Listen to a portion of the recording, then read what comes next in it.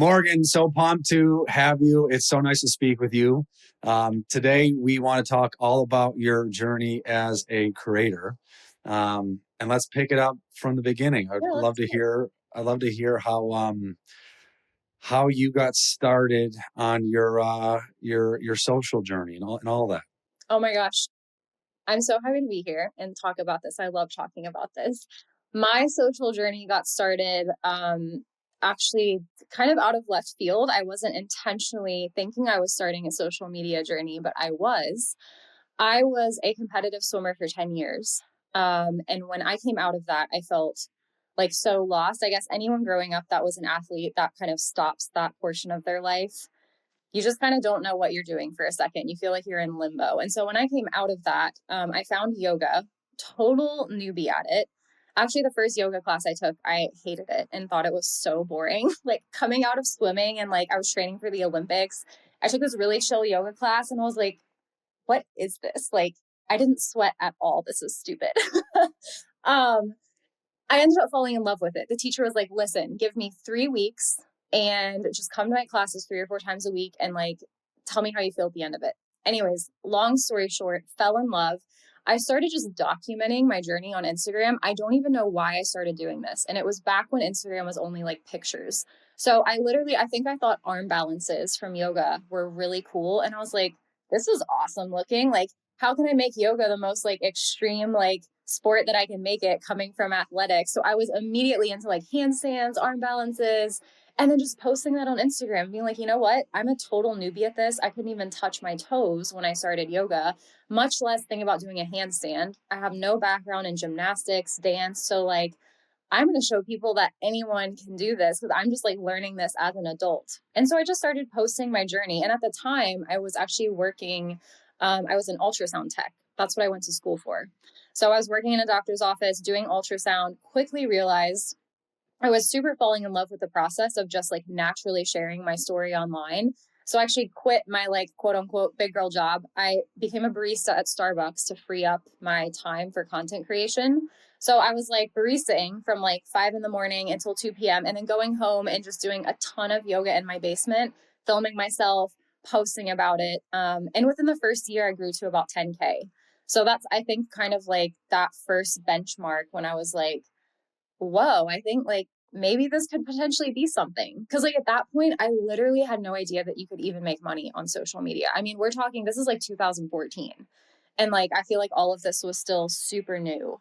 And I was just then when I hit 10K, because I feel like that was also kind of like once you get that K in your bio, brands started becoming interested. People were reaching out like, hey, can I send you some yoga pants? Or like, hey, you want to try our yoga mat? And I was like, this is really cool. Like just from posting stuff, I'm like, I'm getting these opportunities. And I think that's kind of where initially my mind started to shift a little bit into I might be able to actually like do this full time as a living.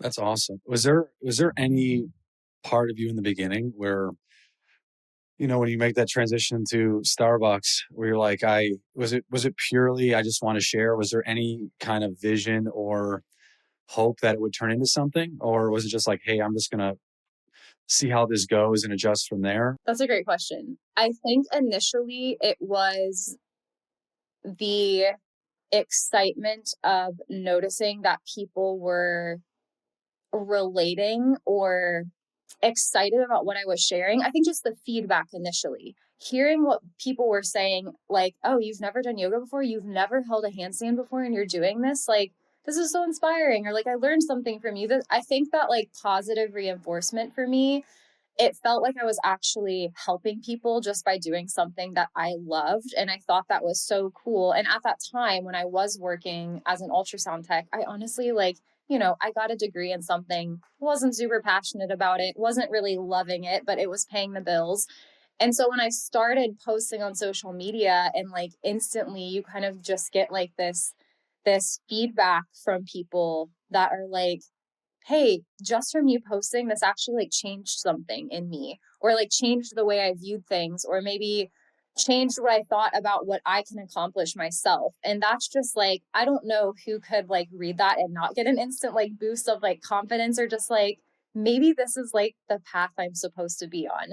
So I think that's what initially kind of like inspired me to quit that job as an ultrasound tech and go to Starbucks and give myself more intentional time to be like, you know what, if I can get up at 5 a.m, work my 8 hour shift and give myself the afternoon to actually put a little bit more intention into this content creation. Because at first it was just like, I wasn't even thinking about it. I was just like off the cuff. I'm just going to share some yoga photos and like had no idea it was going to grow or anything.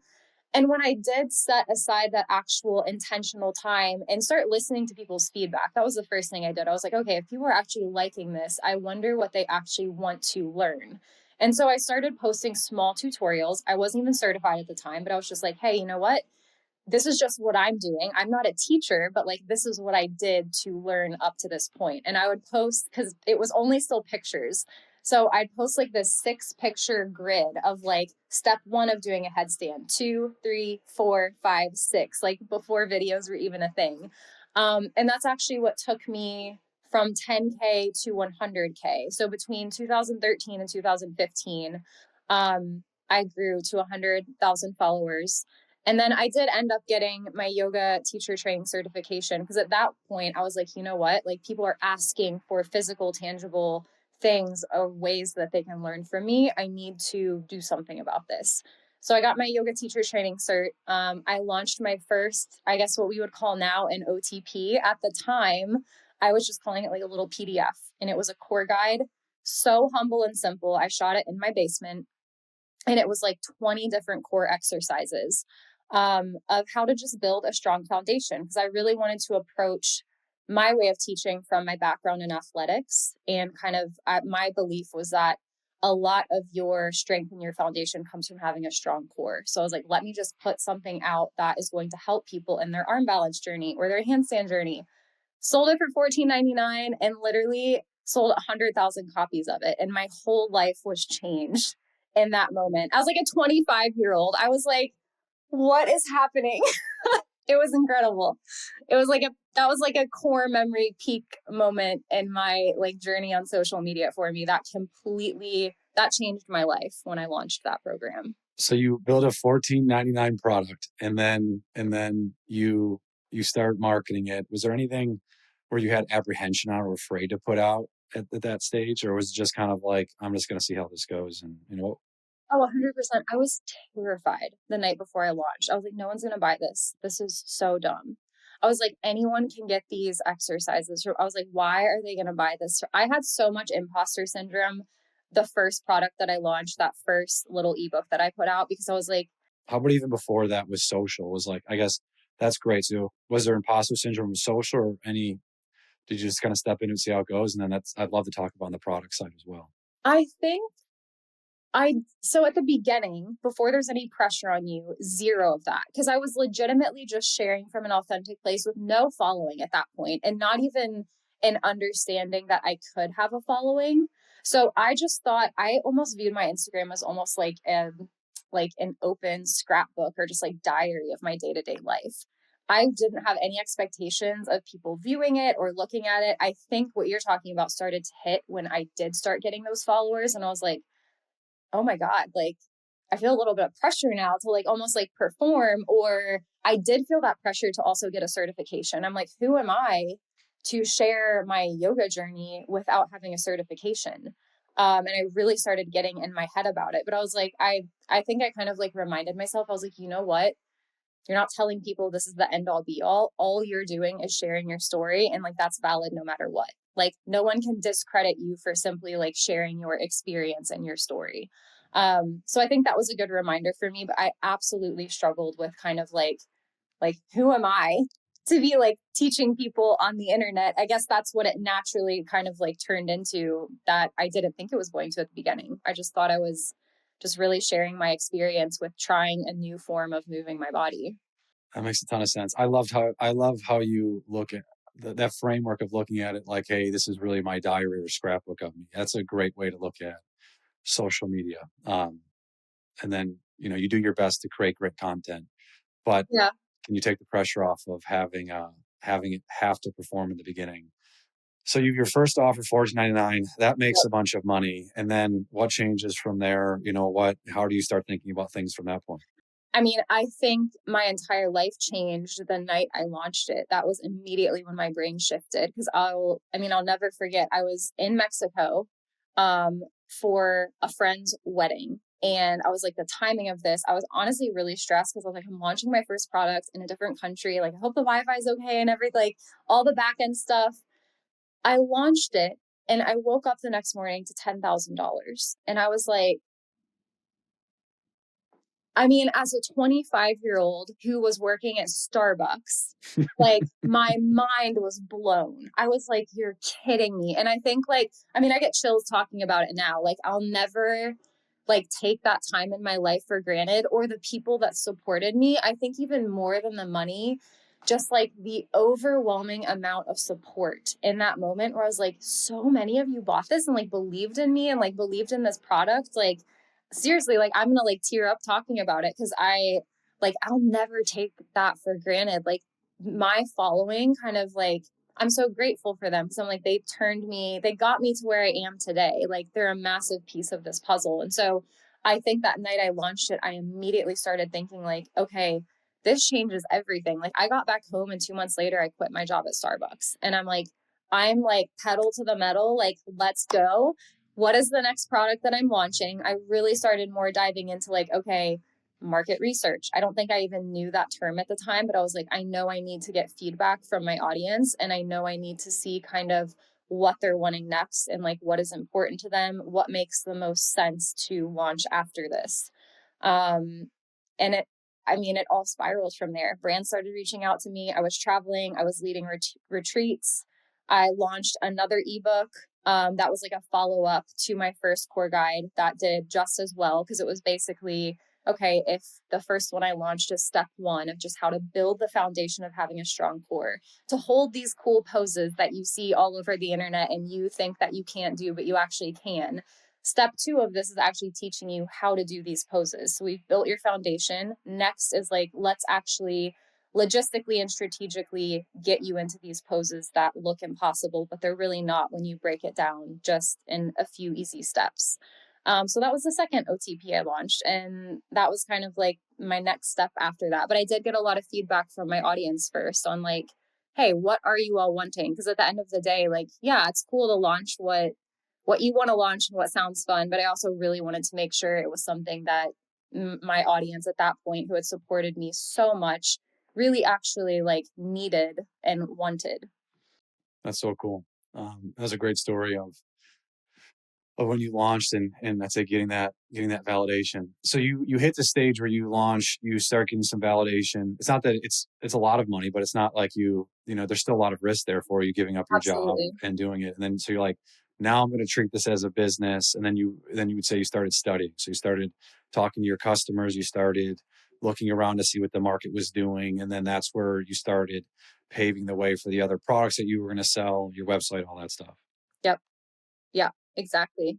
Um, And I think also just making myself feel more credible as a teacher when I did kind of realize the shift that had happened where I was like, I am like all in on this and fully committed. I did quit my job at Starbucks. I'm like, okay, what can I do to continue learning and educating myself for my following? Because like, I don't think, and I still don't think it's enough to just like have your one thing and then that's it. Like part of my passion, I think, um, online and just as a teacher in general is like, how can I be better for my audience? How can I keep learning things to keep offering things to them that they want to know about? So that was also a huge shift for me. As like, okay, like let's check out some trainings. Like let's look at continued education. How can I keep learning to be able to put like my best foot forward for my audience? That makes a ton of sense. And is there anything you've struggled with social, like on an ongoing basis, whether it's coming up with ideas, whether it's like the political landscape or whatever, where there's so many things that come into the social sphere. What is there any things that you that have been hard for you or any moments on your social journey that were more difficult than others? I mean, I'm sure any creator has these moments, but honestly, I think just being scared of being yourself.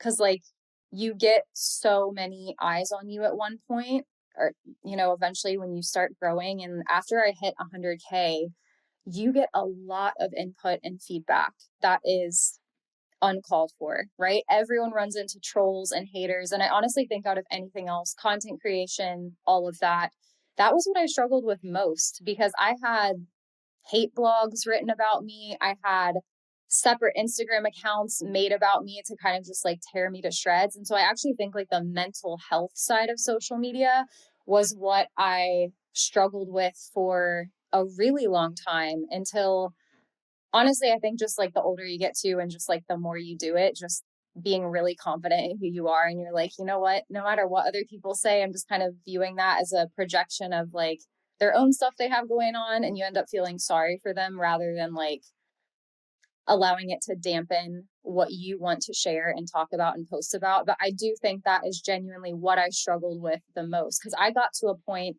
a huge part of my story is that I was at almost 600,000 followers. And when I came out much later in life, I lost a over 250,000 followers from coming out.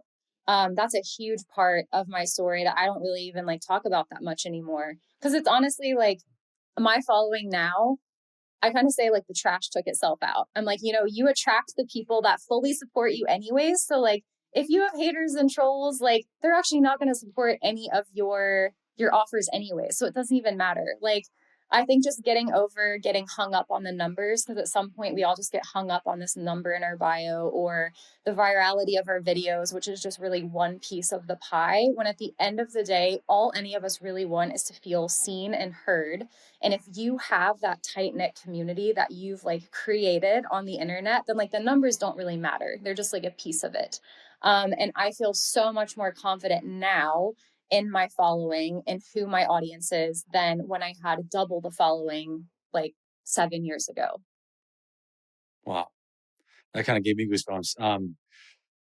That's, when working with creators, that's one of the biggest things I see is everyone is, content creators have the best of intent.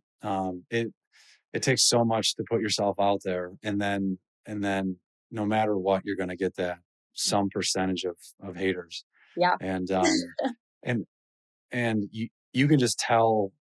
I've known you for a long time now. Like, you're not that you weren't mentally strong before, but you just have gained a lot of wisdom from going through that journey. And like, but how did you, when it first started coming in, or that first hate blog came up, whatever it was, I'm sure there was some pretty like dark days, and maybe not, but how did you handle it? What did you say to yourself? And then was it, was it something you got over pretty quickly? Was it something that lingered with you for a period of time? How, let's say you're like a new creator starting off and that's starting to come into their life, what would you tell them to manage those scenarios?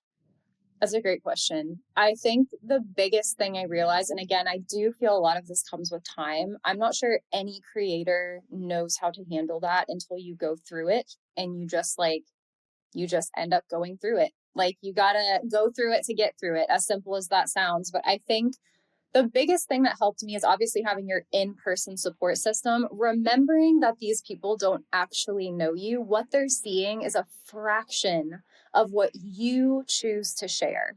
And there's this whole other side of you that they don't get to see. They don't get to see the 99% of you. They only get to see the 1% that you're choosing to share. And they're judging you based off of that. And I also just reminded myself how, honestly, I think it got to a point where I ended up feeling sorry for them. Instead of feeling sorry for myself, I was like, how miserable you must be in your life to be putting energy into tearing this very small part of me down that you only know like 1% of. And I think that's kind of where the shift was for me is I'm just like, I can either put energy into the 99% that are supporting me. Because at the end of the day, the haters make up a fraction of like the positive that comes from social media. So I was like, I can choose to let this drain me and put my energy into this, or I can actually pour my energy into the people that have supported me, that did sell 100,000 copies of my ebook. Like I have so much going on for me that outweighs. And I always tell people that when they ask me, like in coaching too, they're like, well, what about, I'm really struggling with this. And I'm like, yeah, but is the good outweighing the bad? Because in my experience, generally, it always does. You always have more supporters than you do just like those few haters that are just kind of like straggling along. just wanting to tear you down. And so I think like that mindset shift for me was just that. Like, you know what? I'm just going to pour my energy into the people that are supporting me, because look where they've gotten me this far, and I have so much more to actually celebrate than I do to kind of like let my energy be drained by these miserable people that like literally don't even know me in real life. That's the right way to look at it, where anyone who's going out of their way to comment on somebody on social, it's 100% a reflection on where they are in their life. And it's, it, at the same time, you tell creators, listen, it's a part of it. It's like a metric for success by and large. There is the other side of the coin where it's like, damn, it's sad that it happens, Yeah. but it is the game. Yeah. Your story really is fascinating, especially that event you said where you lost some followers. Mm-hmm. And it says a lot about you, because a lot of people probably couldn't have really handled that, especially when you're so tied to that number and that metric. Yeah, we worked so hard to get there. And like, and I mean, I'm not going to say I wasn't affected by it at that point. I definitely was like, it's a huge hit because you're like, oh my gosh, am I doing something wrong? Like, why just because I decided to date a woman, or like, fill in the blank for anyone else that chooses to live their authentic life and lose followers from it. You have a period in time where you're just like, why am like me existing, like why is that not enough? And it does like definitely mess with your head, but then again, mindset shift, coming back to the people who stayed and are fully supporting me, and remembering that those people that left, they probably weren't going to support me anyways. If they're not going to fully support me as Morgan, like in every shape and form that looks like I don't want them there anyways. Like I want my tribe and my community that support me no matter what. And like I said, like looping back, I do feel like now I have a stronger, more tight knit, amazing community than I've ever had before. And that just took me like fully stepping into my authentic self. Cause like I was terrified to come out online. The internet is savage. Like it's a savage That's a place. big It's the thing. Wild West, right? But I've never been happier. You really do, like as cheesy as it sounds, you really do free yourself by just like unapologetically stepping into your authentic self. And I think that's what people want on the internet anyways. They don't want the watered down version of you. Like they want you to be fully yourself. And the people that aren't going to be there are like, my mom always says you can be the juiciest peach on the tree and someone's not going to like peaches. And that's fine. You're not supposed to be for everyone. If you were for everyone, you would be boring. So that's just like the way I look at it. And it's gotten me through a lot of, like you said, like darker days where maybe I wanted to quit, but I didn't. And now I'm here. It's got to be incredibly liberating, where, yeah, going through that, like you said, the savages, putting yourself out there and then embracing that takes a tremendous amount of courage. It's pretty incredible. Um, yeah, I can't imagine. But it says so much about you, and at the same time, it's got to feel, it's overcoming it and seeing that there's a brighter side to it, and that, so going through it, overcoming it, and then where you are today, it has to be a pretty great feeling that you're kind of not hiding from anything, because that's probably the hardest thing for everybody, is to go to that level. So that's awesome. I think people sense that from you too. Like people can feel when you are grounded in yourself.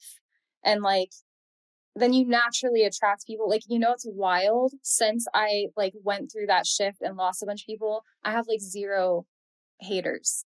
Like zero. It's like the trolls kind of like took themselves out, and like my community, like I said, so strong, so tight knit. Because I think when people do step into themselves unapologetically, even if they're scared, even if you're shaking a little bit, people like sense that shift in you, and you can really just like, you want to follow people that you feel that confidence from, or you feel like they know who they are and they're so certain in who they are that like nothing is going to shake that. And like I find that so attractive in people. I love following accounts that you like get that energy from.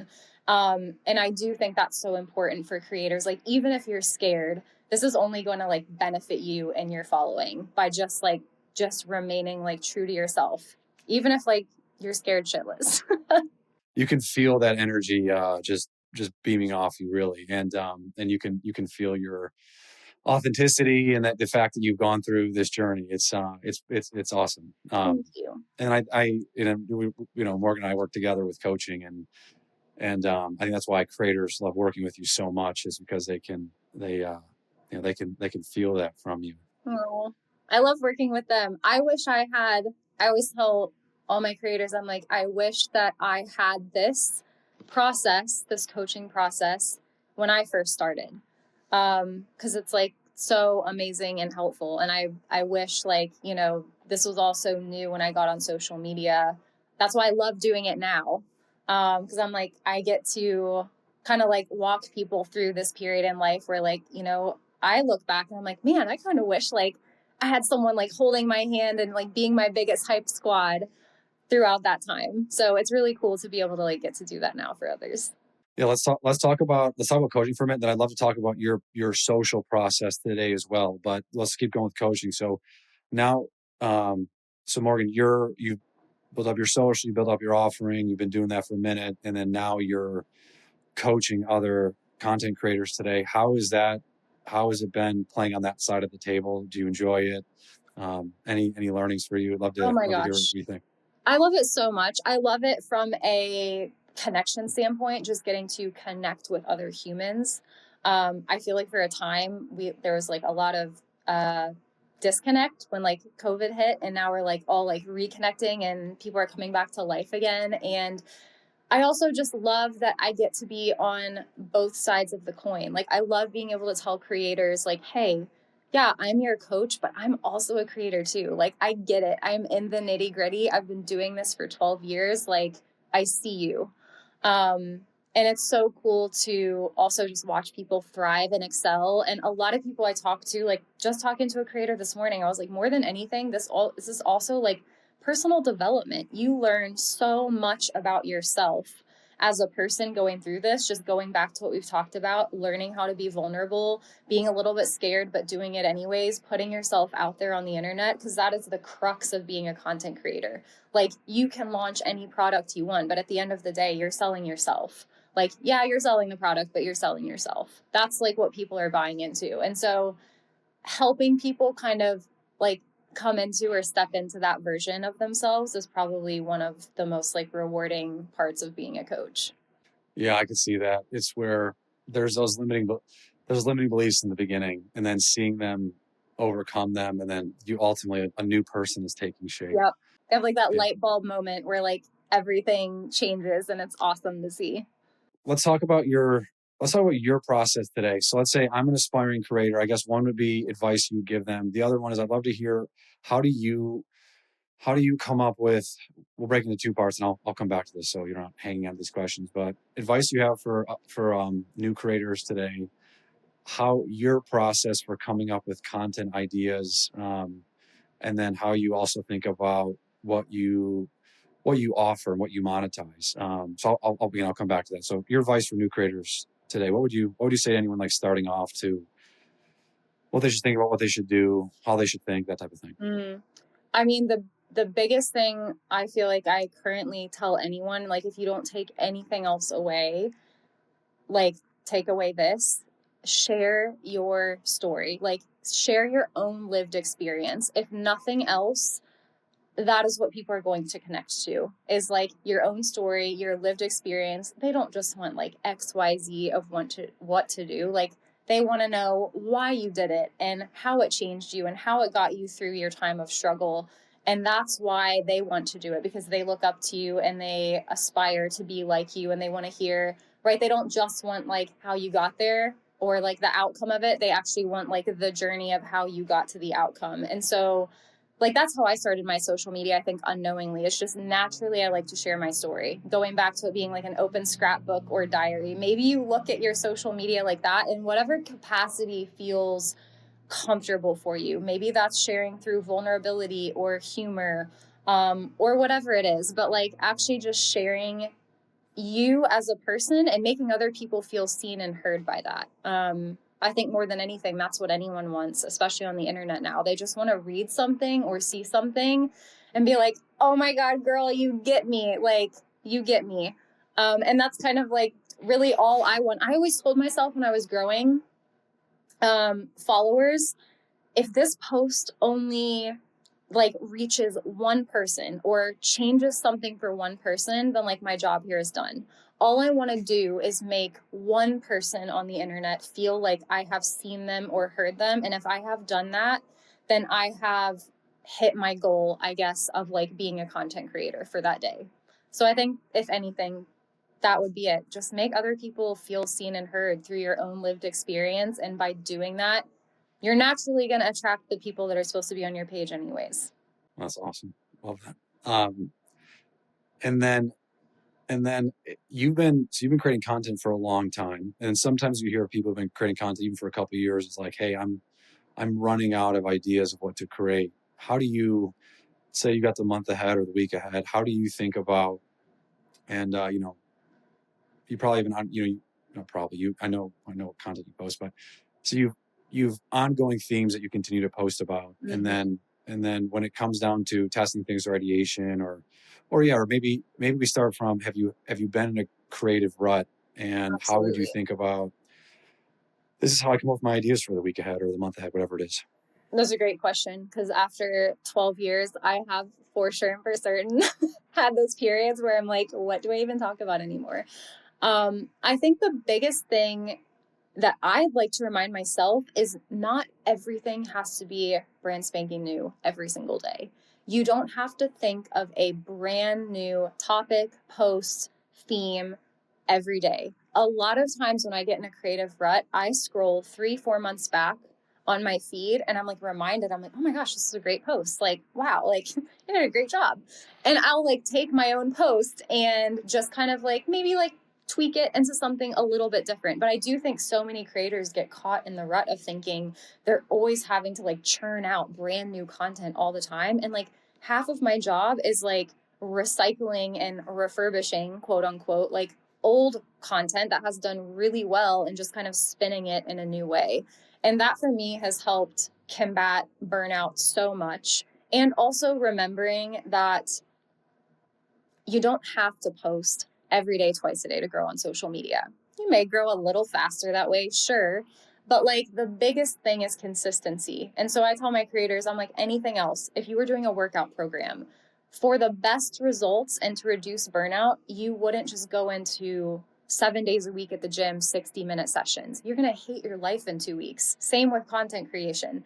I would rather you post 4 times a week and in 6 months from now, tell me you can keep that cadence, then try to post 6 days a week, doubles. And then in 3 weeks from now, you're like, Morgan, oh my gosh, like I hate posting. I never want to do this again. So I think just like finding that sustainable consistency that you can manage. And then also remembering not everything has to be new. People barely remember what they saw on the internet yesterday. They're not going to remember what you posted 2 months ago. So like backtrack to old stuff you've posted and upcycle that into new content.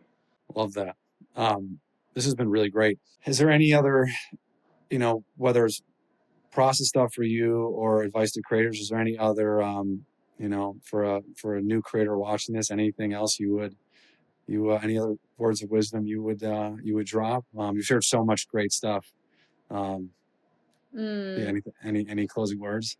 I honestly I know I already said this, but I really do think like if you don't take away anything else, remember that I think so many creators think that like they're boring or they're not like, they're not exciting enough to share their life on social.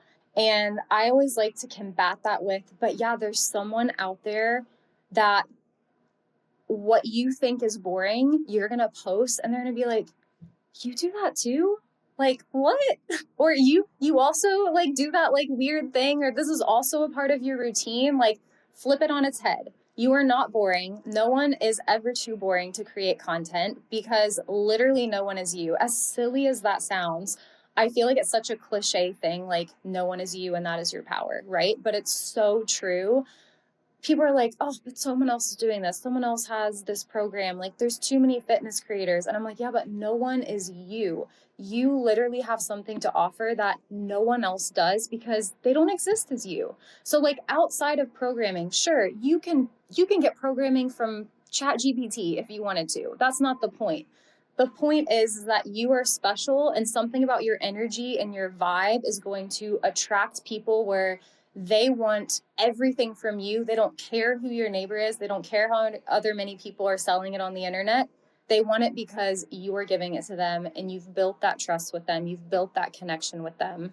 So I just want to like remind people that you don't have to live this extravagant, super fancy life to grow an amazing following and make amazing content. Your relatability at the end of the day, like you're going to attract that tribe. So just remember that. That was really well said. Morgan, this has been awesome. Thank you so much for sharing all this. And Thank yeah, you for having me.